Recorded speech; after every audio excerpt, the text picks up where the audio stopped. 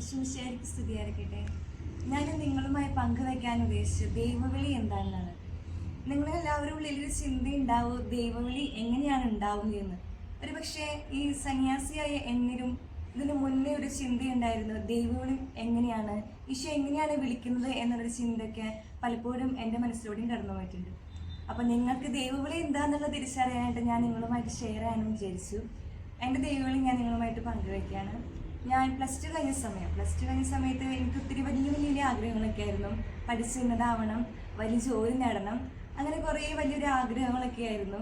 പക്ഷെ ഞാൻ ചിന്തിച്ചു, ദൈവം വിളിക്കുന്നുണ്ടെങ്കിൽ അതിന് എന്തെങ്കിലും ഒരു കാരണം ഉണ്ടാവും. ഈശോ എന്നെ വിളിക്കുകയാണെന്നുണ്ടെങ്കിൽ മിസ്റ്ററാവും, അല്ലെങ്കിൽ ഞാൻ തിരിച്ചു പോരും, അങ്ങനെ ഒരു ആഗ്രഹമായിരുന്നു. അങ്ങനെയാണ് ഞാൻ ക്യാമ്പിന് എന്നെ സിസ്റ്റർ വിളിച്ചതൊക്കെ. വിളിച്ചപ്പോൾ ഞാൻ പോയപ്പോഴും എന്നെ ആ സമയത്തൊന്നും എനിക്ക് അത്ര വലിയ ആഗ്രഹങ്ങളൊന്നും ഉണ്ടായില്ല.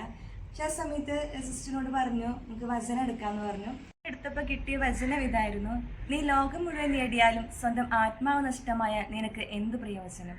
വചനം എടുത്തപ്പോഴാണ് എനിക്ക് മനസ്സിലായി ഈശോ എന്നെ വിളിക്കുന്നുണ്ടെന്നുള്ളത്. ആ ഒരു നിമിഷമായിരുന്നു ഈശോനെ സ്നേഹത്തോടെ നോക്കിയ ആ ഒരു നിമിഷമായിരുന്നു എന്നെ ദൈവം വിളിച്ചു എന്നുള്ള ഒരു വലിയൊരു ഉറപ്പ് എനിക്ക് ലഭിച്ചത്. പിന്നെ ഞാൻ ഒന്നും നോക്കിയില്ല. മറ്റുള്ള സന്തോഷങ്ങളെ ഞാൻ ഒത്തിരി ആർഭാടമായി നടക്കുന്ന ഒരു ആഗ്രഹങ്ങളൊക്കെ കുറേ ഉണ്ടായിരുന്നെങ്കിലും ആ സമയത്ത് തന്നെ ഞാൻ ചിന്തിച്ചു, ഒന്നുമല്ല. ഈശോയ്ക്ക് വേണ്ടി ജീവിക്കണം, ഈശോയ്ക്ക് വേണ്ടി ആത്മാക്കളെ നേടണം, എങ്ങനെയൊരു ചിന്തയാണ് ഇപ്പോഴും എന്നെ സന്യാസി വീട്ടിൽ പിടിച്ചു നിർത്താനായിട്ട് സാധിച്ചിട്ടുള്ളത്.